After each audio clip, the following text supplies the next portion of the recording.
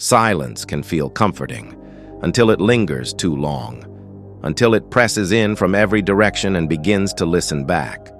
For most of his life, Nathan Cole believed winter quiet was harmless.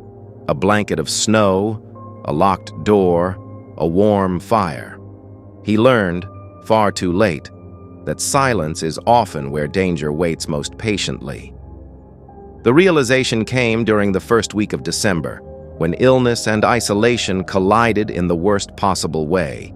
Nathan lived with his wife Lauren and their young twins in a century-old farmhouse miles away from the nearest town.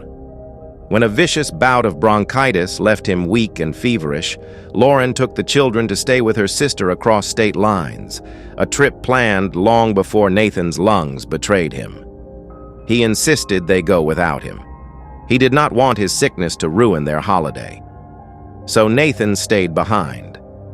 The house had always been noisy in subtle ways, creaking beams, ticking pipes, distant groans that came with age. But once the interstate closed under a brutal winter storm and the nearest neighbor became unreachable, those sounds changed. They felt closer, intentional. Cell service wavered. Snow piled high. Nathan spent his days drifting between shallow sleep and long hours by the fireplace, wrapped in blankets and gripping his inhaler as if it were the only thing tethering him to consciousness. On the third night, sleet began striking the windows with the force of thrown gravel. His fever climbed high enough to blur reality at the edges. When he approached the window to check the storm, something cut through the haze instantly. Boot prints. They lined the tree line near the barn, fresh, deep, too deliberate to belong to wildlife. Nathan told himself they belonged to a hunter or a passing traveler, but the longer he stared, the more those excuses dissolved. The tracks formed a loose circle. They did not pass through. They lingered. That was when he felt the wrong kind of cold. Not the winter chill, but the kind that settles beneath the skin and refuses to leave. By the following afternoon, his condition worsened. Walking from the living room to the kitchen felt exhausting. Still, small details demanded his attention. The garden gate stood open despite being latched the day before.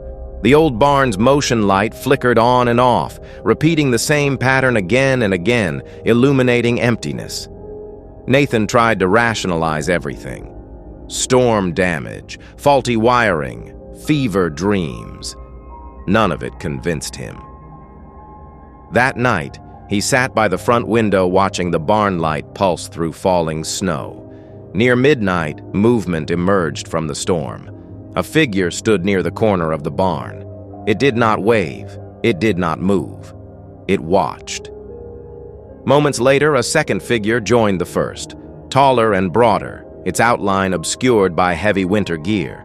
Together, they turned toward the house at the same time, as though sensing Nathan's gaze. Fear hit him with sudden clarity. The next morning brought no relief. His cough tore through his chest, leaving him dizzy and breathless. By midday, denial was no longer possible. The figures had not left. Through the living room window, Nathan spotted three shapes among the trees, positioned carefully, methodically. They were studying the house, studying him.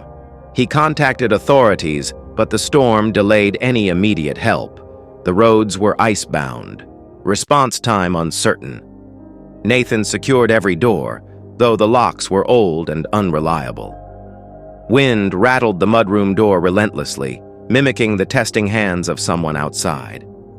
As daylight faded, weakness overtook him. His body felt heavy, slow, uncooperative. After nightfall, the sounds began. Not wind, not sleet.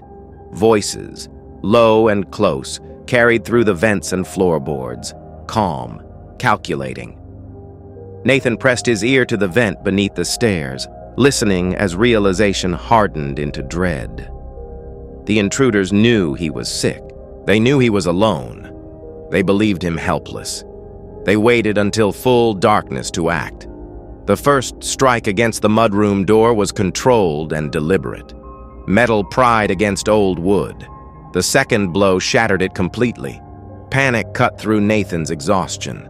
With what little strength he had left, he stumbled toward the stairs and pulled open the narrow crawl-space door beneath them. He dragged himself inside just as the house was breached. Footsteps thundered above him. Heavy boots moved with confidence through the kitchen and hallway. More than 2, possibly 4. They searched with practiced efficiency, assuming their target could barely stand. Nathan pressed himself between the joists, suppressing every instinct to cough. His lungs burned, his vision swam. Desperation sharpened his thinking. Summoning every ounce of strength, he unleashed a violent coughing fit, loud and wet and uncontrollable, echoing through the vents and floorboards. The sound was unmistakable. Sick. Dangerous. The reaction was immediate. Movement retreated. Footsteps reversed direction. Fear, not of resistance, but of contamination, drove them away. Moments later, cold air flooded the house as the intruders fled back into the storm. Nathan lost consciousness soon after. He awoke to flashing lights and unfamiliar figures moving carefully through the farmhouse. Authorities had arrived. Fresh boot prints surrounded the property, matching others from a string of rural burglaries along the closed interstate. The intruders had been targeting homes they believed were empty for the holidays. Nathan survived not through strength or bravery, but through awareness and instinct. In the days that followed, as his fever finally broke and his family returned home, the reality settled in. Survival does not always look dramatic. Sometimes it looks weak, frightened, and desperate. Sometimes it means using the only weapon available, even when that weapon is your own vulnerability. Silence, Nathan learned, is never empty.